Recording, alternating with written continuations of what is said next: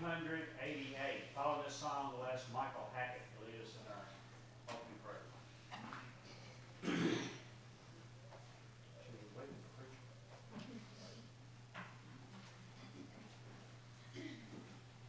You may hurry, but we did. I didn't wait this long. There we go. I need thee every hour, most gracious Lord. No tender voice like thine can peace afford.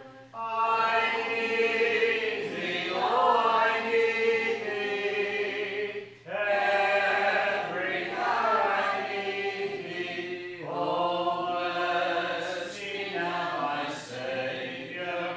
I come to thee. I need thee every hour, most holy one.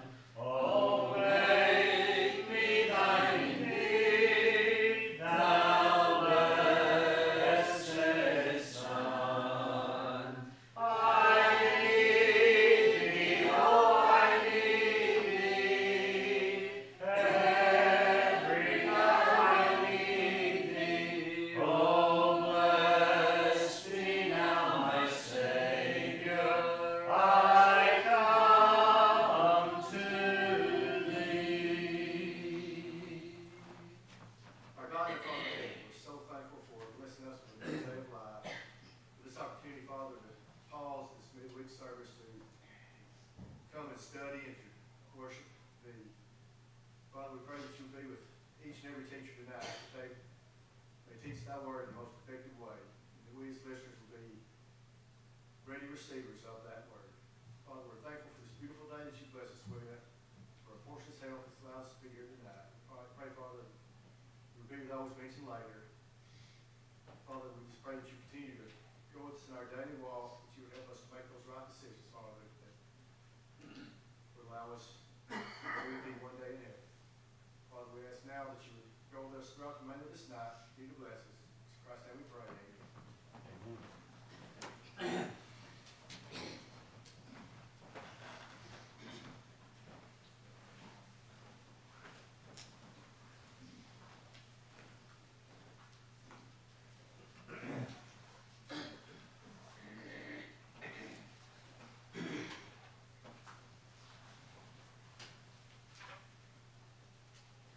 It's great to see all of you. I appreciate your being here tonight. I'm sorry for not being, or apologize for not being geared up and ready to go, but we'll take care of that shortly.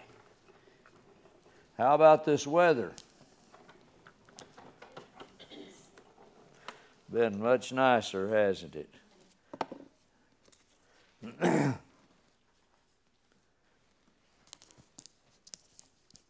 I'm going to mention a couple of things that I may not remember to mention later. Most of you are aware of the work that we support and have been supporting for many years at Happy Haven Children's Home. And we try to, of course, they're in our budget, and we try to support that work with commodities and things like that. But they're getting ready to have their 54th anniversary celebration banquet. And it'll be March the 28th. That'll be a Thursday night at 6:30 at the Leslie Town Center. And I would like to go, take Barbara with me if she'll go. And we can maybe host a table. And if more of you are interested in going, please let me know. And that will be Thursday, March the 28th at 6:30. And we can drive the van and go as a group if you would like to. And if you're interested in doing that, well, let me know. I've called them and found out that we can have a table for 8. And so, and more if we want to, but we need to let them know early and a little bit ahead of time. Just found out that Sister Gay Yeaman stands in need of our prayers. Misty told me that they had located a spot on a lung, and we want to remember her. She's going to be going for more tests and so on. So let's be sure to remember Gay and Scotty and Misty and all of that family in our prayers. And we'll have some others that we'll be announcing later on. Matthew chapter 18. We'll be turning there. And we want to talk especially a little bit about verse 10. I told you that we would be doing that this week as we close last week's study. And again, we thank you for being here and being a part of our midweek Bible study. Jesus is talking in this particular section about the things that his little children would be facing. They had been debating who would be the greatest in the kingdom. And from Luke's account and others, you come to understand that they had been arguing about this maybe, and he had asked them about it. And so Jesus called the little child and said, in effect, you have to become like this child if you want to be the greatest in the kingdom. You have to be characterized by humility. You have to be characterized by trust. And you have to be willing to forgive. That'll be discussed in this chapter later on. And just reminds them that from this little child, they can learn how they're supposed to behave and conduct themselves as disciples of his. And so, as he discusses that, he mentions the fact that there will be offenses that will come. And, nobody should be mean to a child. I believe it was Barbara I heard say just yesterday, I can't understand how anyone can be mean to a child or an elderly person. And I think all of us are on that same page. We all feel the same way. Jesus, we know, loved the little children and took good care of them. But the primary emphasis here is not on the child per se, but the little children who become like that little child and are thus the little children of the Lord. He's now emphasizing how you're going to be faced with a lot of adversity. You're going to be offended, but you have to continue to be characterized by humility as this little child. Sometimes when we're, being taunted or ridiculed, made fun of, or whatever, it's very easy to lose our cool and not respond in a Christ-like way, childlike way. And so he says, now those who create those offenses, it's going to be bad for them. But the Lord will take care of that. Vengeance is mine, I will repay, saith the Lord. Our task and responsibility is to continue to live a life that is childlike and to be the kind of person that we ought to be. In verse 7 he says, woe unto the world because of offenses, for it must be, needs be that offenses come. Why? Because there's good and evil in the world. And that's going to happen. It's going to happen whether we want it to or not.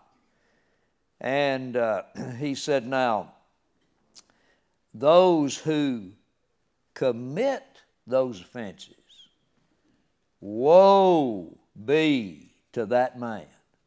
That's in the latter part of verse 7.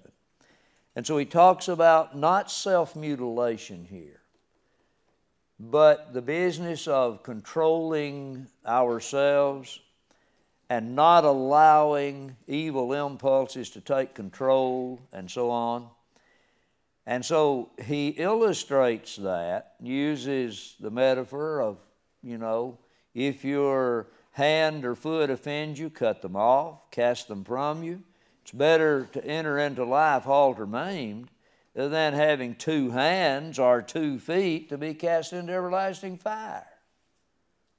You know, you just got to realize that it's better to be missing a body part than it is to go to that place of everlasting fire. And he's telling them the great importance of keeping themselves under control under fire when that time of offense and oppression would come. He talked about the eye, and if it offends you, pluck it out, cast it from you. And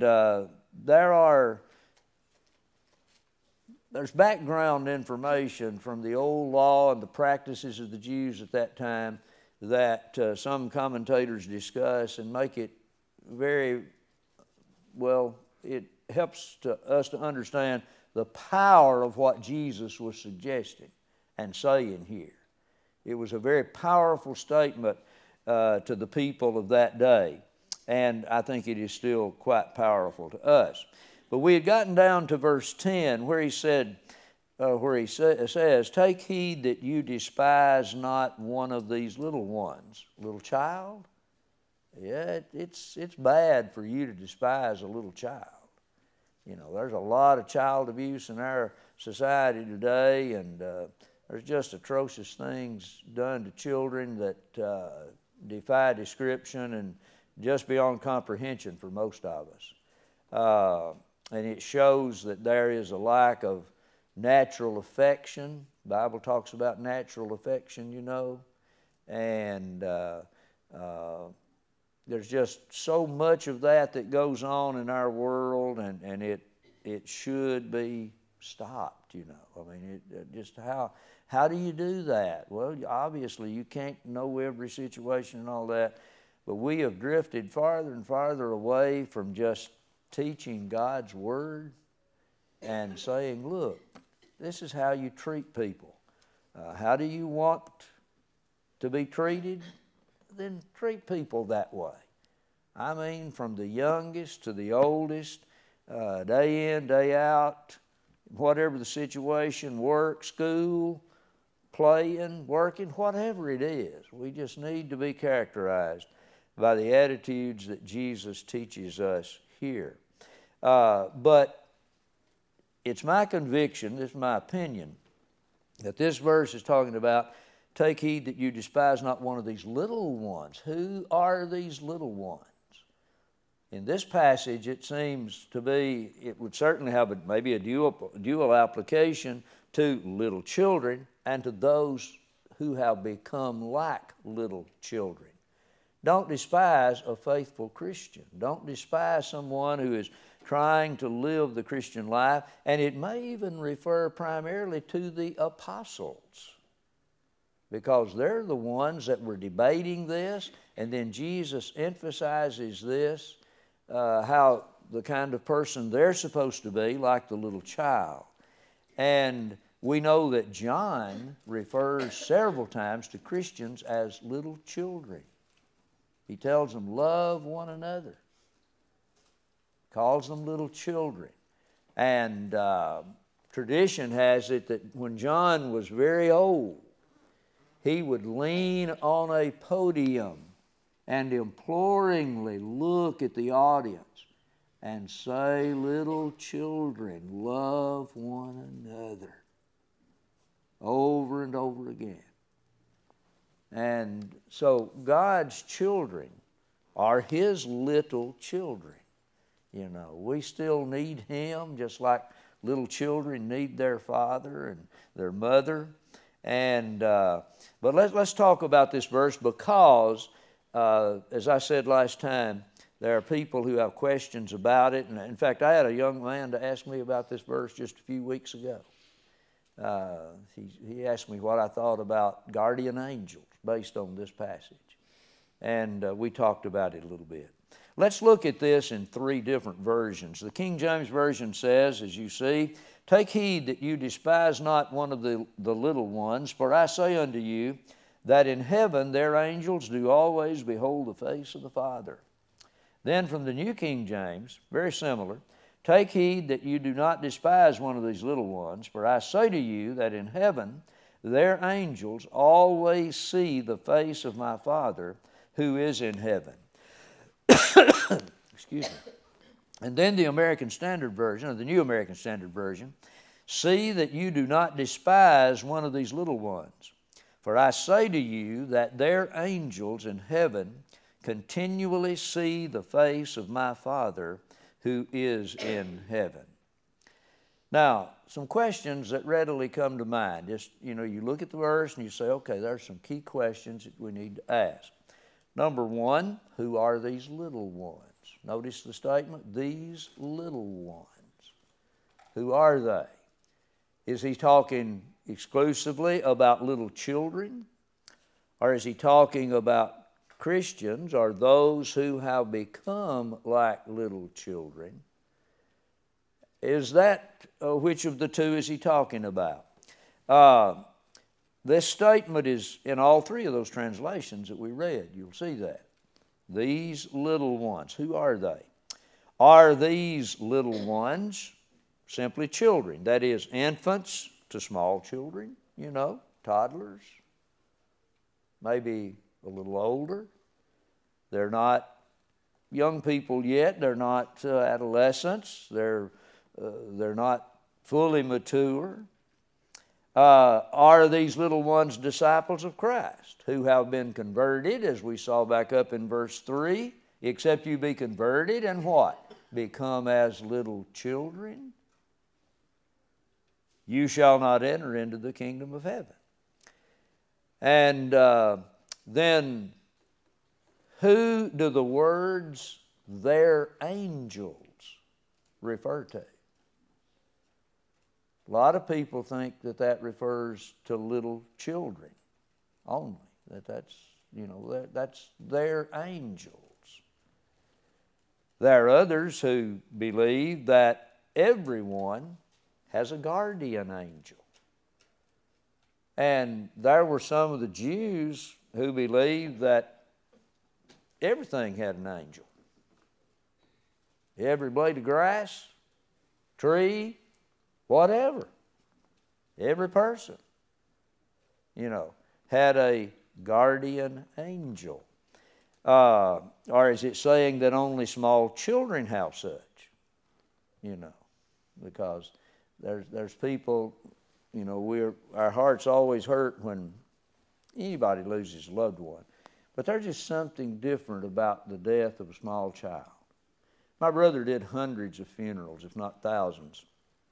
And I asked him a few times over the years, how do you operate? Those of you who know me know I get choked up sometimes. I would say, you seem to always be able to talk and say everything needs to be said. And he said, well, it's not easy. He said, sometimes I think I'm going to choke to death. But he said, when it's somebody that I know really well, or if it is a little child, really gets next to me. But he could manage that, and he could control, sound of his voice. It never broke. I never really heard it. And Brother Ben Flatt's always been able to do that. His voice broke once when he spoke at his dad's funeral. Only one time. And that's a rare ability, I think. But the death of a little child really bothers us. And I have heard people say, well, there'll be an angel now. So there's all kinds of things that people think about this. But there's some things that let's think about in general. There's a whole lot said about angels in the Bible. The Sadducees didn't believe in angels. The Pharisees did. Sadducees didn't believe in spirits. And so they didn't believe in angelic beings. But the Bible is too clear on the matter to deny the existence of angels. There's just too much said about it. What is an angel? Let's talk about that for a minute. The word malak is the Hebrew word, and angelos is the Greek word, and both those words mean messenger. Messenger.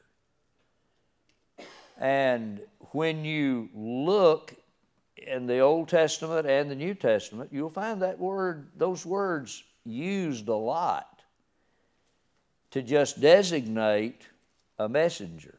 Let me give you an example or two. And those messengers may be heavenly or they may be human. Both are described in the Bible in that way. Haggai, for example, is described as the, quote, messenger of the Lord. That's the Hebrew word for angel. And you'll find that Malachi described John the Baptist in the same way.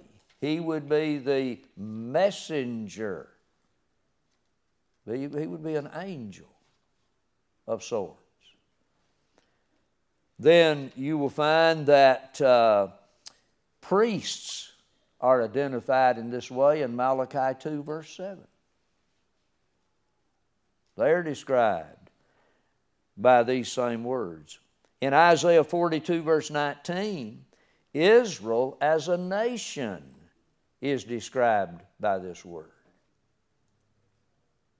See, that's something that we probably have never thought about. So the word does not denote the nature of the being.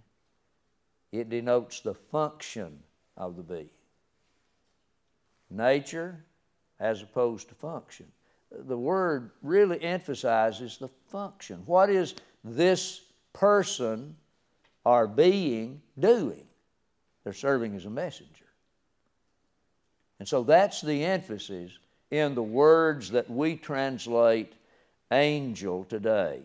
Brother Guyon Woods offers the following summary. I'm just going to read it to you. I think it's very worthy of notation. He wrote, created beings, good and bad, are called angels. Hebrews 1:14, for the good. Jude 6, for the bad. He said, created beings, good and bad, are called angels, and heavenly beings, never possessed of flesh and blood, who neither marry nor are given in marriage, are identified as angels. And the Hebrews writer tells us that it is the function of angels to serve those who are heirs of salvation. And he cites Matthew 22:30, Hebrews 1:13 and 14, Isaiah 63, verse 9, and Exodus 23, verse 21. You'll find that quote in his Volume 2 of Question and Answers on page 179. One of the ways in which they minister could very logically be the bearing of the human spirit of the just into the Hadean realm. How do we know that? Because it is specifically said that the angels carried Lazarus to Abraham's bosom. And when you study, the realm of the dead, the Hadean realm, you have paradise, the abode of the righteous, Tartarus, the abode of the wicked. You'll read in that case of the rich man and Lazarus that the rich man was simply buried. Nothing is said furthermore about him. But it is said that the angels carried Lazarus to Abraham's bosom. Now, the spirit of the rich man went somewhere too, didn't it? But it is specifically said that angels did that. We know that they are ministers. They're described as such in the book of Hebrews. In fact, I have several passages here that I'll mention to you and throw them out, and you can jot them down if you'd like. If you want a copy of these, I'll give them to you sometime. I don't have them in handout form right now. But here are some things that we learn from the Bible about angels. Number one, they're created. The 148th Psalm lists several things that God created, and among them, the things listed are angels. Colossians 1:16 also makes that same point about there being created beings. Hebrews 1:14 clearly describes them as spirit beings, spiritual beings, not flesh and blood, not human. But amazingly, as Brother Woods points out, angels may take human form. There are examples of that, aren't there? The man who came to see Abraham and the two men that were there in Sodom, they appeared to be men. How do we know that? Because the men of Sodom wanted those men brought out to them. But those men were angels, and they had power over the men of Sodom. They are described as immortal in Luke 20, verse 36. They are described as holy in Matthew 25, verse 31. The holy angels. They are said to be innumerable, Hebrews 12, verse 22. They are wise, as seen in 2 Samuel 14. They're powerful, Psalm 103, verse 20. They are sexless, Matthew 22, verse 30.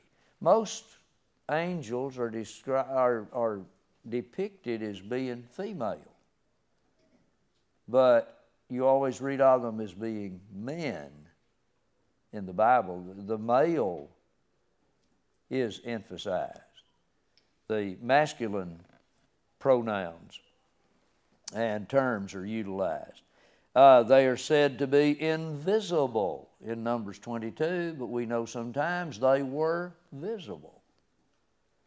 And they are said to be obedient in Psalm 103, verse 20.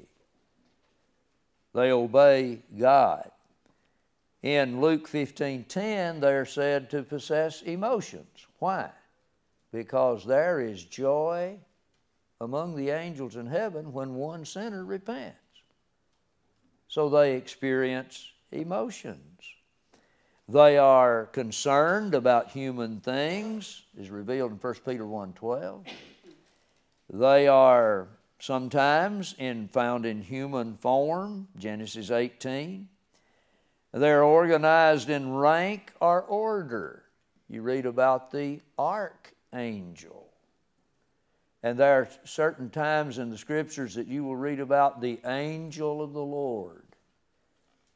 And there are some who believe that Jesus is sometimes described as an angel, and I concur with that. He is described in that way. There's so many other things that you can talk about, but I want you to notice how angels were involved in the life of Jesus. First of all, they announced his conception in Matthew 1, 20 and 21. They herald his birth in Luke chapter 2, verses 10 through 12. They came to his aid to sustain him following his temptation in Matthew 4, verse 11. They were witnesses to his resurrection, 1 Timothy 3, I believe it's verse 16. They proclaimed his resurrection, Matthew 28, 5 through 7. And they accompanied him to heaven in Acts 1, verses 9 through 11. All of these things are said about angels in the Bible. And there's much more that we could, all the appearances during the Old Testament, appearances to Abraham, Hagar, Lot, Jacob, Moses, Balaam, Joshua, all of Israel in Judges 2, Gideon, Manoah, David, Elijah, on and on and on. You read of angels appearing to these. And then some appearances in the New Testament. An angel talked with Zechariah concerning the birth of John. To the Virgin Mary in Luke 1. To Joseph, Matthew 1. To the shepherds in Luke 2. To certain women, Matthew 28. After Jesus' resurrection, there were angels that appeared. To the apostles, those who spoke to the apostles concerning, he's leaving, ascended into heaven, he'll return again. And that's in Acts chapter 1.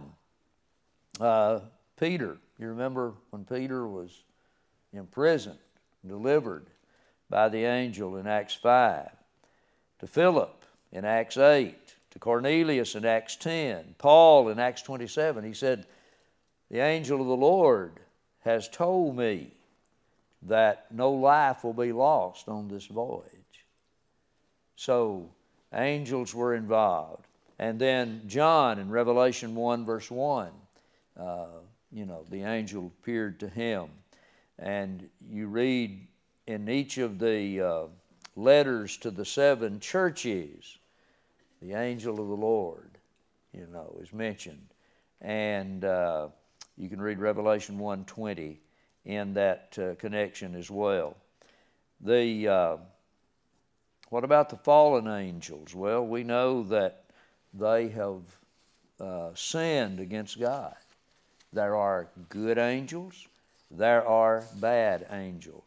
But what about this text at hand in reference to the matter of a guardian angel? Let's talk about that. And if any of you have any comments, feel free to raise your hand and speak up. But I just wanted to sort of pose some questions that I have gathered from a number of sources. And there are some of the Brotherhood commentators who sort of lean toward the concept of guardian angels for every Christian. Or for groups of Christians or whatever. Others say, no, don't believe that that's the case. Here are some thoughts and questions that need to be raised, I think, if you take the position that every Christian has a guardian angel. First, when and where and in what situations do guardian angels operate?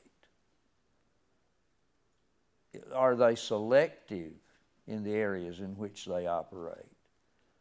Do they operate full-time, part-time, whatever? Second, is the presence of a guardian angel realized by the one they protect? Does every person know that that guardian angel is present and operating? Third, is their function to protect a person from harm or to deliver the person from temptation, or both of those? Do they protect us from all harm? Do they protect us from all temptation? Now, if they protect us from all temptation, well, if they protect us from harm first, who is to blame if a Christian is harmed? And then, furthermore, if they protect us from temptation, then who is at fault when a Christian sins? Does the guardian angel have responsibility for that? Or does the person who has sinned have responsibility for it? See, there's questions that we need to think about. The Bible clearly establishes, doesn't it, that we do sin. We sin. If any man says that he doesn't sin, he's a liar. 1 John 1 tells us. So we do sin. We saw Sunday morning that we all sin and fall short of the glory of God. The book of Romans establishes that. And so Is the individual at fault? Will he be held accountable? There was, I believe it was Brother Bowles in his commentary, asked that very question. He said, you know, who is at fault and who is responsible if a person sins? Are you going to fault the guardian angel, or is the individual responsible? If the guardian angel failed to do his job, is he now pleasing to God? You know, and so it's wrought with some problems to take that position. And I've heard those same questions asked many, many times. The Bible teaches us that we are responsible and accountable. We need to appreciate the role that angels have, and I'm not sure we understand all of those roles and can understand them and comprehend them, because there are things that are beyond our appreciation and understanding. But we can know that angels exist. There are good and bad ones. There are clearly rankings among them. So the archangel would be one of those, and there are other statements that just reveal that that's the case. But it's difficult for me to imagine that an angel would fail if assigned that particular task, to guard us and keep us. But there are some who believe now that there's a guardian angel assigned to a large group, maybe even a nation. And, you know, those are just things that I'm not trying to create confusion or misunderstanding, but I'm just trying to get us to think about this. We do know that the angels are concerned about the salvation of men, because they do rejoice when one sinner repents. And when one person came to be like a little child and to be what God wants him to be, the angels rejoice over that. And we, like I said, we may not know all the roles that they play, but I agree with Brother Woods on the fact that somebody had questioned whether or not it was scriptural or good to sing that song about the angels will bear me away on snowy wings. And he said, you know, I think that it's very reasonable to realize that we'll be carried by the angels, you know. And, of course, the wings, the Bible doesn't say that angels have wings, as far as I know. But Brother Woods didn't think so either. But he said that was sort of a figure of speech to be appreciated from a literary standpoint, poetic standpoint. Thank you for being here, and I'm sorry, we'll open the floor for further comments next time. The children are back there right now.